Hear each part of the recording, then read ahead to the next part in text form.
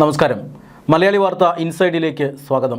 NSSുമായും SNDP യോഗവുമായും കോൺഗ്രസിനുണ്ടായിരുന്ന ബന്ധമുലയുന്ന സാഹചര്യത്തിൽ പെരുന്നയിലേക്കും കണിച്ചുകുളങ്ങരയിലേക്കും കണ്ണും നട്ട് BJPയും CPMും. തൊടുപുഴയിൽ യൂത്ത് ലീഗ് ആഹ്ലാദ പ്രകടനത്തിൽ വെള്ളാപ്പള്ളിക്കും സുകുമാരൻ നായർക്കുമെതിരെ അസഭ്യ മുദ്രാവാക്യവുമായി പ്രവർത്തകർ രംഗത്തെത്തിയ സാഹചര്യത്തിലാണ് രംഗം വീക്ഷിക്കാൻ മറ്റു പാർട്ടികൾ തയ്യാറെടുക്കുന്നത്.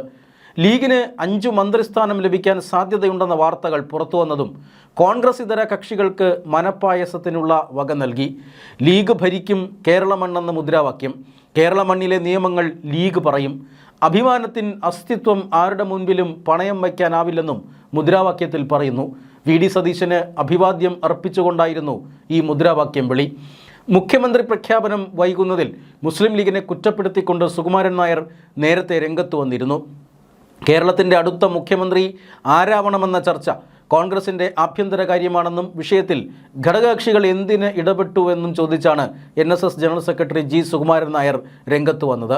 മുഖ്യമന്ത്രി പ്രഖ്യാപനത്തിന് പിന്നാലെ സുകുമാരൻ നായർക്ക് മറുപടിയുമായി മുസ്ലിം ലീഗ് നേതാവ് MK മുനീറും രംഗത്ത് വന്നു. UDFിലെ വകുപ്പ് വിഭജനം മുന്നണി തീരുമാനിക്കുമെന്ന് മുനീർ പറഞ്ഞു. അതിൽ ബാഹ്യശക്തികളുടെ ഒരിടപെടലും അംഗീകരിക്കില്ല.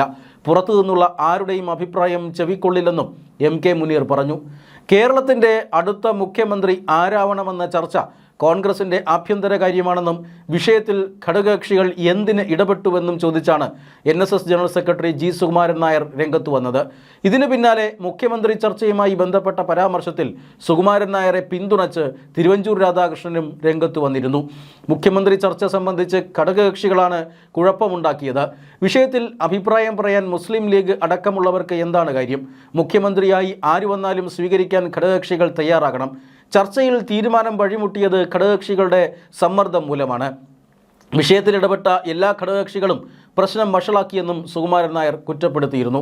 2011 UDF സർക്കാർ അധികാരത്തിൽ നിന്ന് പോയത് ലീഗിൻ്റെ അമിതാവേശം കാരണമാണെന്ന് വിശ്വസിക്കുന്ന നിരവധി കോൺഗ്രസ് നേതാക്കൾ ഇന്നും കേരളത്തിലുണ്ട്. 5ാം മന്ത്രി വിവാദത്തിന് പിന്നാലെയാണ് ചെന്നിത്തലയ്ക്ക് വേണ്ടി താക്കോൽ സ്ഥാന വിവാദവുമായി സുകുമാരൻ നായർ രംഗത്തെത്തിയത്. സോളാർ കേസും ബാർക്കോഴ കേസും ഇതിനു പിന്നാലെ ചങ്ങല പിടിച്ചു വന്ന വിവാദങ്ങളാണ്. അന്ന് ഉമ്മൻചാണ്ടിക്കെതിരെ സതീശൻ പരസ്യ വിമർശനം നടത്തിയത് ഇന്നും സമൂഹ മാധ്യമങ്ങളിൽ ചൂടൻ വാർത്തയായി ഓടിക്കൊണ്ടിരിക്കുന്നു. ഇത്രയും മുൻകാല അനുഭവങ്ങളുടെ പശ്ചാത്തലത്തിൽ ഹിന്ദു വോട്ടുകൾ വേണ്ടെന്ന് വയ്ക്കുന്നത് അപകടമാണെന്ന് ചില നേതാക്കളെങ്കിലും പറയുന്നു. എന്നാൽ വിജയ വെളിച്ചത്തിൻ്റെ പ്രഭാവലയത്തിൽ നിൽക്കുന്ന സതീശൻ ഇക്കാര്യങ്ങൾ തിരിച്ചറിയുന്നില്ല. PK കുഞ്ഞാലിക്കുട്ടിയെ പോലുള്ള ഇരുത്തം വന്ന നേതാക്കൾ ഇത്തരത്തിൽ പ്രതികരിക്കാതിരിക്കുന്നതും ശ്രദ്ധിക്കണം. ഉമ്മൻചാണ്ടിയുടെ ലൈനാണ് ഇക്കാര്യത്തിൽ സതീശൻ സ്വീകരിക്കുന്നത്. ലീഗിനെയും കേരള കോൺഗ്രസിനെയും കൂട്ടിയാണ് ഉമ്മൻചാണ്ടി തൻ്റെ മന്ത്രിസഭ മുന്നോട്ട് കൊണ്ടുപോയത്. ലീഗിനെയും കേരള കോൺഗ്രസ് ജോസഫിനെയുമാണ് സതീശൻ ഒപ്പം കൂട്ടിയത്. ഇവരെല്ലാം സതീശന് വലിയ പിന്തുണ നൽകുകയും ചെയ്തു. എന്നാൽ ഇതൊരു കെണിയാണെന്ന് പാവം സതീശൻ അറിയുന്നില്ല. ഇപ്പോൾ കൈയടിക്കുന്നവർ ഉമ്മൻചാണ്ടിയെ കൈവിട്ട പോലെ നാളെ സതീശനെയും കൈവിടാം. കുഞ്ഞുഞ്ഞ്, കുഞ്ഞാപ്പ, കുഞ്ഞുമാണി എന്നീ സുകുമാരൻ നായരുടെ 3 വിമർശനം ഇന്നും ആരും മറന്നിട്ടില്ല. 2012 5ാം മന്ത്രി വിവാദം ഇന്നും എല്ലാവരുടെയും ഓർമ്മയിലുണ്ട്. അന്ന് 5ാം മന്ത്രി പ്രശ്നത്തിലുണ്ടായ സംഭവ വികാസങ്ങൾ ചർച്ച ചെയ്യാൻ കൂടിയ ലീഗിൻ്റെ ഉന്നതാധികാര സമിതി യോഗത്തിലെ അഭിപ്രായം ഇതായിരുന്നു: 5ാം മന്ത്രിസ്ഥാനം മുസ്ലിം ലീഗ് അനർഹമായി നേടിയതല്ല. മന്ത്രിസ്ഥാനവുമായി ബന്ധപ്പെട്ട വിവാദങ്ങൾ കോൺഗ്രസിനുള്ളിലെ ഗ്രൂപ്പ് വടംവലികളുടെ ഭാഗമാണ്. കോൺഗ്രസിനുള്ളിലെ ചില ഗ്രൂപ്പ് താൽപ്പര്യങ്ങളാണ് 5ാം മന്ത്രി വിവാദമുണ്ടാക്കിയത്. മന്ത്രിസഭാ രൂപീകരണ സമയത്ത് കോൺഗ്രസുമായി ഉണ്ടാക്കിയ ഒത്തുതീർപ്പ് ഫോർമുലയുടെ ഭാഗമായാണ് ലീഗിന് 5ാം മന്ത്രിസ്ഥാനം ലഭിച്ചത്. അരനൂറ്റാണ്ടായി ലീഗിൻ്റെ കൈവശമുണ്ടായിരുന്ന രാജ്യസഭാ സീറ്റ് കോൺഗ്രസിന് വിട്ടു നൽകിയത് മറക്കരുത്. ലീഗിനകത്തെ അഭിപ്രായ വ്യത്യാസങ്ങളാണ് പ്രശ്നങ്ങൾ ഇത്ര വഷളാകാൻ കാരണം. കേരളത്തിൻ്റെ പൊതു താൽപ്പര്യം പരിഗണിച്ച് ലീഗ് സംയമനം പാലിക്കണമായിരുന്നു. CH മുഹമ്മദ് കോയയുടെ മകൻ മുനീറിനോട് ലീഗിൻ്റെ അണികൾക്ക് ഒരു പ്രത്യേക താൽപ്പര്യമുണ്ടായിരുന്നു. ഡോക്ടറായ അദ്ദേഹം ആ പണി ഉപേക്ഷിച്ച് മുസ്ലിം ലീഗ് രാഷ്ട്രീയത്തിലേക്ക് ഇറങ്ങാനുള്ള കാരണം ഈ താൽപ്പര്യമാണ്. പല പ്രാവശ്യം മത്സരിച്ചു ജയിച്ചു മന്ത്രിയുമായി. ഇതിനിടെ മുസ്ലിം ലീഗിന് വേണ്ടി ഇന്ത്യ വിഷൻ എന്ന ചാനലും തുടങ്ങി. പക്ഷേ മങ്കടയിൽ മഞ്ഞളാംകുഴി അലി എന്ന വ്യവസായിയോട് തോൽക്കേണ്ടി വന്നു. ലീഗിന് അപ്പോഴേക്കും കുഞ്ഞാലിക്കുട്ടി ഒരുവിധം അപ്രമാദിത്വം തന്നെ നേടിയിരുന്നു. മുഹമ്മദ് ബഷീറിൻ്റെ നേതൃത്വത്തിൽ കുഞ്ഞാലിക്കുട്ടിയെ എതിർക്കുന്ന ഒരു ഗ്രൂപ്പും ലീഗിലുണ്ടായി. അഹമ്മദിനെ കേരള രാഷ്ട്രീയത്തിൽ നിന്നും പുറത്തു ചാടിച്ചതിന് ചുക്കാൻ പിടിച്ചത് കുഞ്ഞാലിക്കുട്ടിയായിരുന്നു. സ്വാഭാവികമായി അഹമ്മദ് ബഷീറിൻ്റെ ഗ്രൂപ്പിനോട് ആഭിമുഖ്യം പ്രകടിപ്പിച്ചു. അങ്ങനെയിരിക്കെയാണ് ഇന്ത്യ വിഷൻ കുഞ്ഞാലിക്കുട്ടി പീഡിപ്പിച്ചു എന്ന ആരോപണമുള്ള റജീനയുടെ അഭിമുഖം സംപ്രേഷണം ചെയ്തത്. കുഞ്ഞാലിക്കുട്ടി മുനീറിൻ്റെ ശത്രുവുമായി. 2011 മലപ്പുറത്തെ മുസ്ലിങ്ങളുടെ ബലത്തിൽ മുസ്ലിം ലീഗ് 20 സീറ്റുകൾ നേടി. മലപ്പുറത്തെ സീറ്റുകളൊക്കെ കുഞ്ഞാലിക്കുട്ടി വിശ്വസ്തരെ മത്സരിപ്പിച്ചിട്ട് മുനീറിനെ തോൽപ്പിക്കാനായി കോഴിക്കോടേക്ക് അയച്ചു. തോൽപ്പിക്കാൻ ആഞ്ഞ് ശ്രമിച്ചിട്ടും ചെറിയ ഭൂരിപക്ഷത്തിന് മുനീർ ജയിച്ചു. മന്ത്രിസ്ഥാനം പങ്കുവച്ചപ്പോൾ 5ാമതൊന്നുകൂടി ലീഗ് ചോദിച്ചു. മഞ്ഞളാംകുഴി അലിയെ കാലുമാറ്റിയപ്പോൾ കൊടുത്ത വാഗ്ദാനമായിരുന്നു മന്ത്രിസ്ഥാനം. കൂടെ മുനീറിന് മന്ത്രിസ്ഥാനം കൊടുക്കാതിരിക്കാനുള്ള അടവ് നയവും ഉണ്ടായിരുന്നു. മന്ത്രിയാകണമെങ്കിൽ മുനീർ ഇന്ത്യ വിഷൻ്റെ ചെയർമാൻ സ്ഥാനം രാജിവെക്കണമെന്ന ഒരാവശ്യം കുഞ്ഞാലിക്കുട്ടി മുന്നോട്ട് വെച്ചു. മുനീർ രാജിവെച്ചു. അതോടെ പദ്ധതികളൊക്കെ തകിടം മറിഞ്ഞു. എങ്കിൽ 5ാം മന്ത്രിയിൽ ഉറച്ചു നിൽക്കാം എന്ന് തീരുമാനിച്ചു. കോൺഗ്രസ് പക്ഷേ വഴങ്ങിയില്ല. എങ്കിലും തങ്ങളെ കൊണ്ട് അത് പ്രഖ്യാപിപ്പിച്ചു. തങ്ങൾ പറയുന്ന വാക്കുമാറ്റാൻ ആകില്ല എന്നത് ലീഗിലെ അലിഖിത നിയമമാണ്. ഇത് UDFിലെയും അലിഖിത നിയമമാക്കാനായി പിന്നത്തെ ശ്രമം. പക്ഷേ കോൺഗ്രസിലെ എതിർപ്പ് ശക്തമായിരുന്നു. 5ാമത്തെ മന്ത്രിയെ തരാം, പക്ഷേ സാവകാശം വേണമെന്ന് ഉമ്മൻചാണ്ടി കുഞ്ഞാലിക്കുട്ടിയോട് പറഞ്ഞു. തങ്ങളെക്കൊണ്ട് ഈ തീരുമാനം അംഗീകരിച്ചു.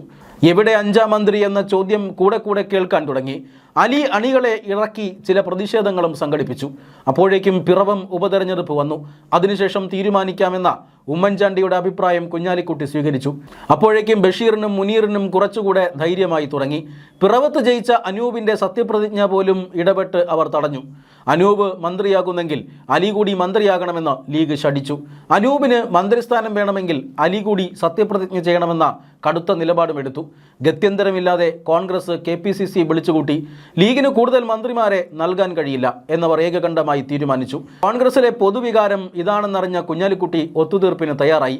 5ാം മന്ത്രി എന്നത് 5ാം പദവിയായാലും മതിയെന്ന നിലയിലേക്ക് കാര്യങ്ങൾ നീങ്ങി. കുഞ്ഞാലിക്കുട്ടിയെ അടിക്കാൻ പറ്റിയ അവസരം ഇതാണെന്ന് ബഷീറും മുനീറും തീർച്ചയാക്കി. ബാക്കി ലീഗ് നേതാക്കളൊക്കെ നിശബ്ദരായപ്പോൾ ഇവർ രണ്ടുപേരും 5ാം മന്ത്രി വേണം എന്ന നിലപാട് പരസ്യമായി പ്രകടിപ്പിച്ചു. അണികളെയും ഭാരവാഹികളെയും ഇളക്കിവിട്ടു. അതിൻ്റെ ഫലം ലീഗിൻ്റെ നേതൃയോഗത്തിലുണ്ടായി. അവിടെ ഭൂരിപക്ഷ അഭിപ്രായം 5ാം മന്ത്രി വേണമെന്നും ഒരു വകുപ്പും വിട്ടുകൊടുക്കേണ്ടതില്ല എന്നും വേണ്ടി വന്നാൽ മന്ത്രിമാരെ പിൻവലിക്കണമെന്നുമായിരുന്നു. മന്ത്രിമാരായ Aryadan Muhammad, CN Balakrishnan, deputy speaker N Sakthan, MLA മാരായ K Muraleedharan, VD Satheesan, TN Prathapan, Palode Ravi തുടങ്ങിയവർ സത്യപ്രതിജ്ഞാ ചടങ്ങ് ബഹിഷ്കരിച്ചു.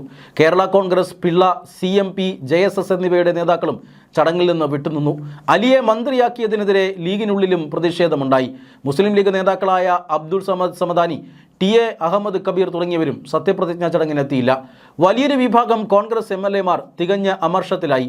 KPCC നേതൃയോഗവും രാഷ്ട്രീയകാര്യ സമിതിയും 5ാം മന്ത്രി വേണ്ടെന്ന് ഒറ്റക്കെട്ടായി തീരുമാനിച്ചിട്ടും മറിച്ചൊരു തീരുമാനമെടുത്തപ്പോൾ അക്കാര്യം എന്തുകൊണ്ട് KPCC നേതൃയോഗം വിളിച്ചറിയിച്ചില്ലെന്നാണ് MLA മാർ ചോദിച്ചത്. ഇക്കാര്യത്തിൽ ഉമ്മൻചാണ്ടിയും രമേശ് ചെന്നിത്തലയും ചേർന്നെടുത്ത തീരുമാനം ആത്മഹത്യാപരമാണെന്നായിരുന്നു MLA മാരുടെ അഭിപ്രായം. മന്ത്രിമാരെ പിൻവലിക്കുമെന്ന് വിരട്ടിയാണ് മുസ്ലിം ലീഗ് 5ാം മന്ത്രി പ്രശ്നത്തിൽ കോൺഗ്രസിനെ വീഴ്ത്തിയത്.